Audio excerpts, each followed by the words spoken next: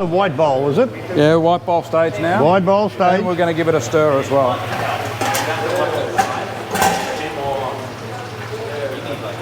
White bowl stage. Just stick it in the middle, do we? Give it a nice stir, because what we'll do is... Oh, look at that. Yeah. That's all the goodness. Got it all mixed up. It's starting to look like beer. Sure is. Pour him in there, do we? Pour it into the hops basket there. Okay. Give it a bit of a jiggle around. I like to just... So are you secretly a jiggler or a dangler? Jiggler, no doubt. Yeah, jiggler. No, I'm Okay. impatient. Yeah, if you've got all the time in the world, yeah, just dangle it away you go, do something else, but no. Definitely, there's always something else I've got to do. Yeah. 100% a jiggler. You know, don't be shy about getting him to do some work. You know he's a trade qualified pastry chef. Well, that's why I got out the rolling pin. Yeah. Yeah. Well, I had And you had to do that. Yeah. You see, this is the trait Delegation. of a good manager. Yeah. We've got to work out what our... So it's...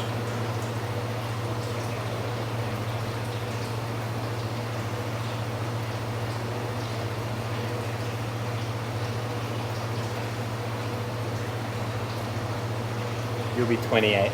Okay. So there you go. Can you work out our numbering system for our brewing? Every number we have is unique. Okay. Huh? Year, week of the year, Week of the year. and the number of the brew that we've done this week. So this is the 28th brew we've done this week. So that way we know every beer that comes in, and we do it backwards so that when it appears on a spreadsheet, it appears in perfect order.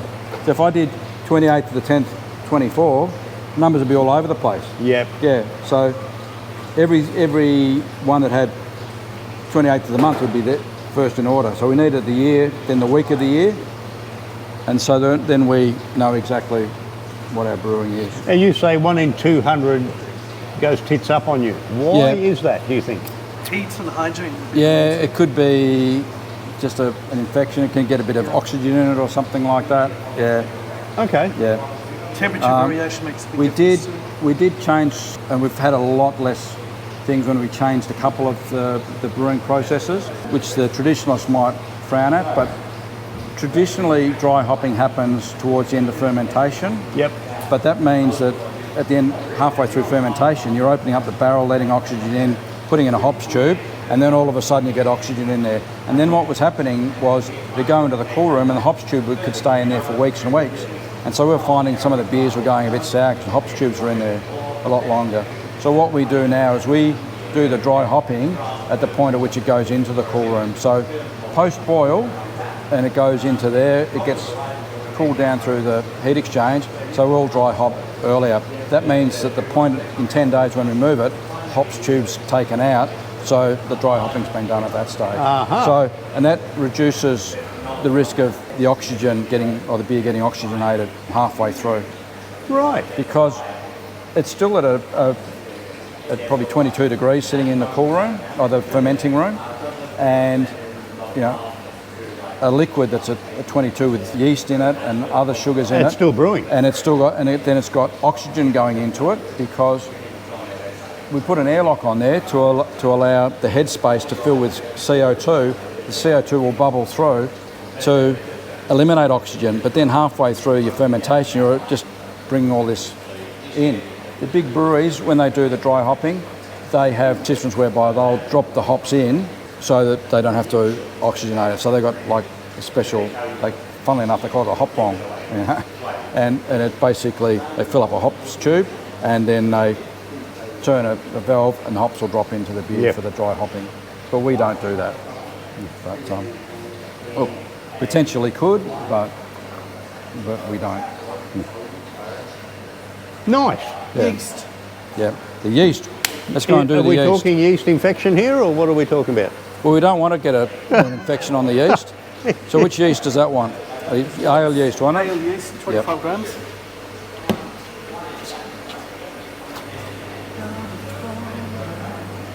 So we have a few different types. We've got an ale yeast, a lager yeast, a wheat yeast, and a cider yeast. So Okay, they're all different. Why is that? Just some elements of the, an ale yeast tends to ferment from the top, a lager tends to ferment from the bottom. Wheat yeast is different style of malted wheat versus malted barley. Have thought that. And then the cider, it's a different thing. You don't want the elements of a beer focused yeast, so we use a cider yeast. Okay. And then things like wine have a different thing, champagne yeast, and wines would have different yeast as well. But the common thing with it all is they've all got yeast because that's what creates the alcohol content in all of these beverages. So we'll just use that as a dish at the moment. We'll weigh out 25 grams in that. That's all right, a bit more is not going to harm.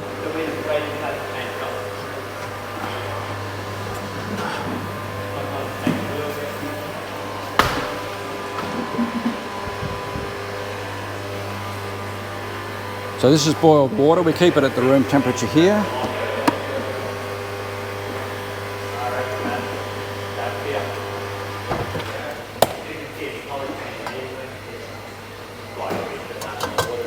That's our timer going off. So I'll come over here.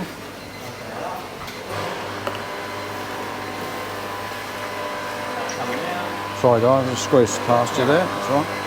We control the temperature using this. All right. And up here. So I'll get one of you to give that a nice mix. And this just changes the pressure.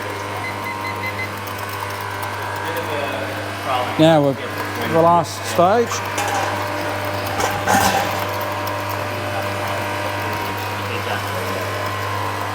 Depending how open this valve is and how much pressure comes through, and why the temperature is trapped.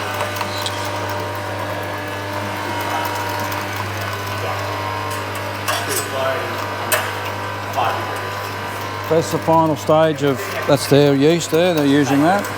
That's fine, you can leave that in there. And what we'll do with this, we'll put that into the fermenting room in a minute. Last ingredients go in, so the hops goes in. And we're good, we'll just take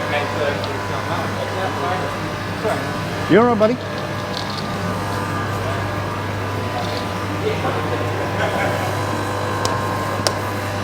All good. Got to have all the goodies in there. Get that out. They can just go into the main brew, that's all fine. And this stuff we don't put into the hop spider because we need it to get right through the brew. So. Okay. Yep. So that goes for 5 minutes. 5 minutes. This Yep. is the last bit. Okay. Well, and then we turn the heat off and then we let it rest for 10 minutes before we transfer it. Which beer's been brewed, on what day, by who, for who, what day we need to move it from the fermenting room into the cool room. Okay. The great thing about the database is because 85 to 90% of our beer goes out in kegs, we'll have a customer ring up and they'll say, do you have any Usain Bolt, or can I get a 50 litre or 19 litre of that? And I'll look up and say, yeah, we've got 400 litres of it. They might say something else. I'll say, no, we don't have it this week, but I know that we've got some ready next week. So we know I can sort everything based on the type of beer that it is. Or we'll say, no, I don't have any, but I can brew some up. You can have some in 2 weeks' time if you'd like me to brew some up for you. We'll just brew it up for them. Hey, you're missing out. You need a kegerator. Again, the sort of thing the CUB won't do.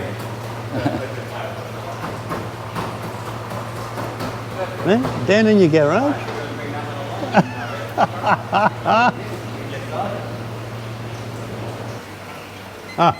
There you go. Okay. Now, 2 things we've got to do now. We've got to start transferring the beer into the fermenting barrel, so which it stays in there for a couple of weeks. The other thing we need to do is prepare the last lot of ingredients, which is the dry hopping stuff, which is the hops we're going to put in after we've done that. So we'll start the transfer of the beer. I'm just backwashing and getting the filter nice and clean.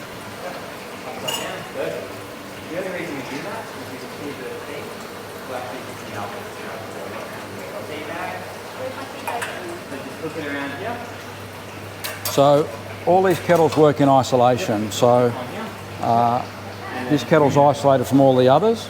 So I'm going to open up that front valve. That's going to allow the beer to flow through there. So it gets pulled through here. In there we've got a filter bag, very fine filter bag, and that catches a lot of the hop ingredient that's actually the sediment in there. And all that type. Yeah, so even though we use a hop spider, there's a lot of hop ingredients that are still going to, the finer stuff that gets through that fine mesh. Yep. Then it goes through here. It's a heat exchange. So that beer is still sitting at probably 75 degrees. You're pretty close to it. 73 degrees. So we need to drop that down. If I was to put that into that barrel, put the yeast in, we wouldn't have beer. We'd just have a sticky liquid in 2 weeks' time because the yeast would have been killed. Okay. So we're using our chiller. So we've got a grey box at the end, which is a chiller box, and it goes into a cold tank. That circulates water through this thing called a plate chiller. So in here, underneath all of that, there's a whole lot of plates, and there's chilled water that runs through the plates that are in behind there. It's like a car radiator. It's like a car radiator. Yep. But the car radiator probably just works on air. It's not necessarily cooled artificially, whereas we cool this artificially. Yep. So we're able to take the temperature of the beer from 75 degrees down to about 20 degrees in there, which is perfect temperature to pitch the yeast because it's going to be sitting in a 21 degree fermenting temperature in that room in there. So we've opened up that. So now that's sitting ready to go. Yep. I then open up our valves here. So that's allowing the beer to flow through the system. That's our heat exchange. So I turn that on and I turn our pump on. So the pump's now going to be, that's going to be pumping water at the moment because the previous beer was cleared out through the line. It takes about 20 seconds for the beer to come through because it has to flow through there.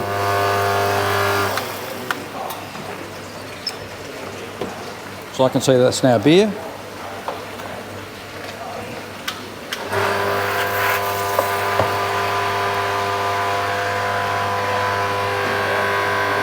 Oh, it's already got a head on it. And you'll see on there, it's around about 20 degrees. Beautiful. It's going in there. That's really quick, isn't it? That's really quick. Yeah. So if you wanted to see the temperature, it's up there. It's around about that mid-20s to mid-20s. So it's pulling it down. It's From reducing the there temperature to there in such a short space. Reducing the temperature by about 50 degrees in that short space of time. Wow. And we monitor that by the flow. So we can slow down the flow. That means the beer stays in that chiller section a bit longer. Yeah, so it provides that resistance. So it stays in that chiller just a bit longer. So that's getting up to high 20s. It's still quite fine as a pitching temperature, but I'll adjust it so that it's staying in that temperature zone for pitching the yeast. Citra and Centennial.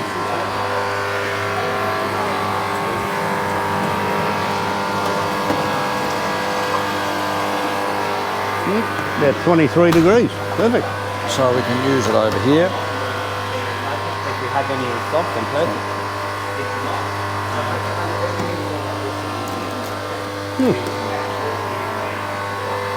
So we can put all of these into the one. That's good too. They don't have container. to wash out the barrels every time. We don't need to separate them because they're all going into the one hop tube. So going to get 30 grams of each of them. It doesn't matter which order you get them in.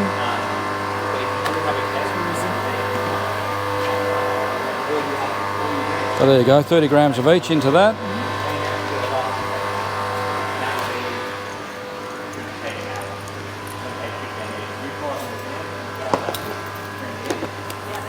My friend, is how it's done.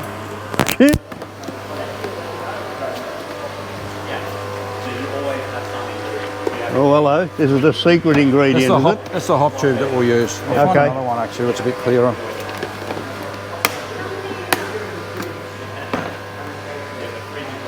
Oh, hello. What's this one? Oh, the Citra.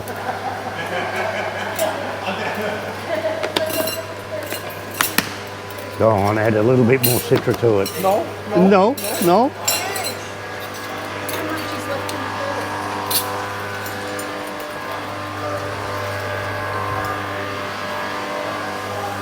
Shut off automatically? I don't know, but I'm sure they have it all worked out. Yeah. Yep. So that all just gets poured into that. That'll be the size of that kettle.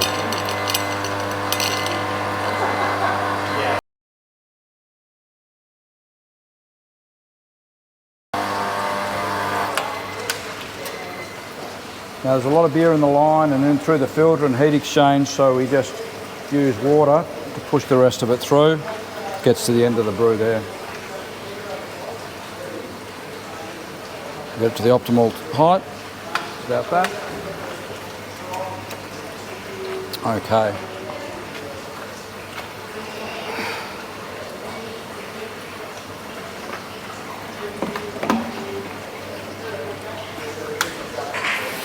Let's clear the line there. We then get our yeast. So somebody can do the honours and pour the yeast. Just pour it straight in. Pour it in and give it a good sort of rinse around with the bowl. Make sure, yeah, just pour it around. Yeah.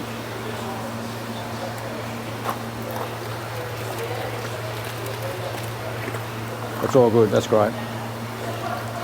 Trying to get anything that's on the edge of the bowl. That's good. So there's our hops tubes. There's 90 grams of hops in that. So this is what's the dry hopping stage, which is a bit of a misnomer, because clearly as soon as it goes in, that hops gets wet. Yeah. I don't know why it's called dry hopping. It should be called cold hopping rather than that, but I don't come up with the terminology in the industry, but it's well known as called dry hopping. So this Is that gives anything like dry humping? Could well be when it comes to beer making. So I just like to just activate it, because otherwise what can happen is it just sits there, particularly when there's a big, this isn't a particularly huge hops load for dry hopping, but even though that's sitting there, that'll probably end up there. It'll swell up because as it absorbs the liquid, and being cold, it takes a bit longer for it to absorb that liquid. this basically will give it that extra, well in this case, because you put Citra, that extra citrusy, fruity flavour. And aroma, yeah. Okay. That's what a lot of that's actually for. So that's one of the unique elements of the pale ales. Okay. Yeah, pretty much most, if not all, pale ales are going to be dry hopped.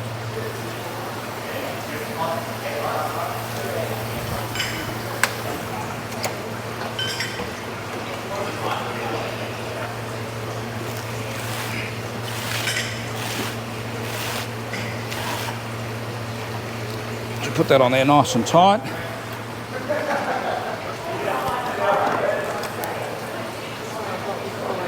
Yep.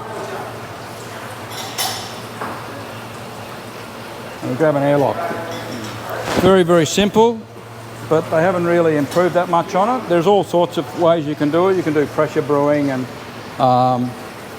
can have beers which actually carbonate themselves over a period of time by doing pressure fermentation. We don't do, well, we could if we wanted to, but we don't do pressure fermentation. We just do the normal fermentation, and what happens is, as the alcohol starts being created by the yeast eating all of the sugars in there, so that's the sugars from the malts and the dextrose that we've put in there. No sugars in hops. Hops is only there to provide the bitterness and flavour and aroma. It's all of the sugars that get eaten. And so what we would do, for example, at this stage, I can do this. I will get a reading.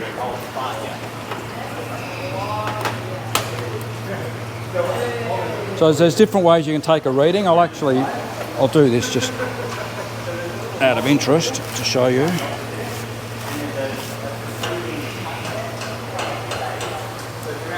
We can take an original gravity reading.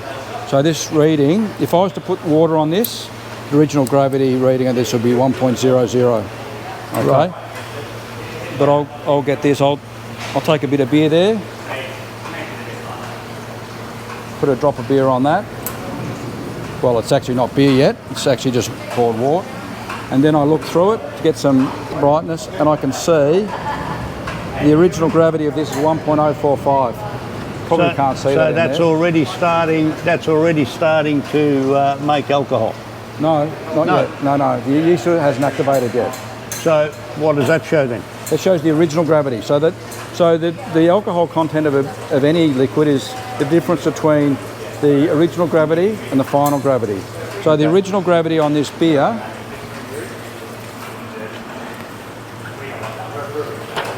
interestingly, what was the number on that? 1.045, did you see that? What does that say? 1.045. Okay, so that's hit our initial gravity to start with. We'll end up coming down to a final gravity of just below 1.01, and then there's a factor it's provided. So it's that, subtracted from that, then there's a multiplication factor which comes up with your alcohol content of 5%. Oh, wow. So if that fermented down lower, it would have a higher alcohol. If that's original gravity, if we put more sugars and everything at the beginning, that could have a original gravity of 1.06, for example. Yeah, and that's how you end up with the thing. But there's different ways of doing it. Very scientific. Yeah. We don't do it with every beer, but I thought it'd be worthwhile you having a look at how we do it. Fantastic, thank you.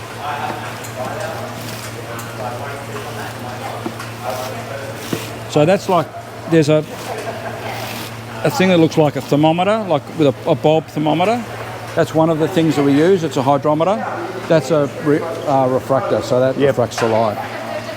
But interestingly, I've tested it, and we've also got electronic versions of this. I've got one that I can put into there. It's like a pallet, and it gives me a Bluetooth reading, and I can get, quarter-hour readings of the different beers, of how the fermentation is progressing. Wow. So we'll move in here. So we take it into the fermenting room.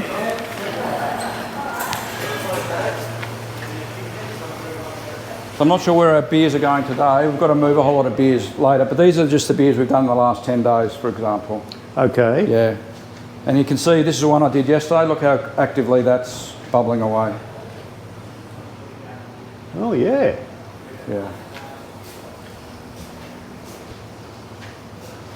So this has got two on it. So these beers over here, they'll be moved back here later on. We just don't have room. We've got these beers here are basically all, well, not those ones, but these beers here are ready to move into the cool room later today. And when they are moved, we do a final gravity reading. So we'll actually come along. We won't use that refractometer, but we'll use one of these type of ones. Yep. Yeah. It's a broken one. I don't know why that's even there. It needs to go in the bin. Because we were going to have a go at making honey mead. And so if I was to put that into that same thing, that would have the same reading. That would read exactly the same. Yep, gotcha. But we make sure when we come in 10 days' time and check that, to make sure that it's not still reading high. Because either yeast failed, or what can happen very rarely is somebody forgets to put the yeast in. yeah. Yeah, that can happen. Yeah. It just, because there's so many different processes, particularly if you're busy doing a whole lot of different things. Of course. Yeah, we don't sort of necessarily know. And then it gets moved into the cool room. So this stays at a constant 21, 20, probably 22 degrees in here all year round. So in the middle of winter, it's like centrally heated. On a hot day like today, it's like you're in a really cool room. It's, depending on the temperature out there. And then this is our cool room. So this stays at 2 degrees. That's just some new ingredients we've got that just needed to come into the cool room. But usually our cool room's fuller than that, but we're just so busy these days that we're struggling to keep up with demand. Yeah. Well, that's a good sign, isn't it? It is a good sign, it is a good sign. But yeah, a lot of work. Oh, these are baby kegs. They're different again. Yeah, they're little 20-litre ones, I think.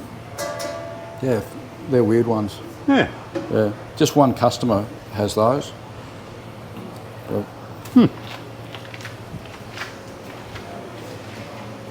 And yeah. Because they're the ones that I'm used to.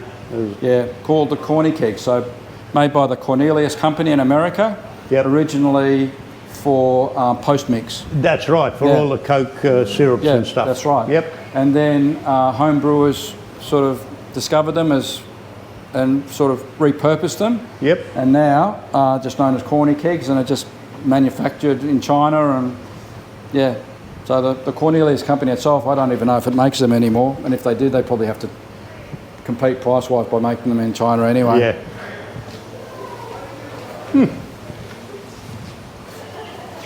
Yeah, but that's Pretty damn good.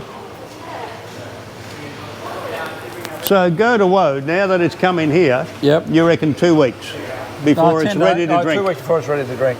But what we like to do though is, you know, have you got any favourite music you'd like us to play? Because you want the beer to be nice and relaxed so that it just mellows out and ferments beautifully. Oh, so you play music to them? Yeah, that's it. And Oh. so the XPA, we reckon hip hop's the one to go with.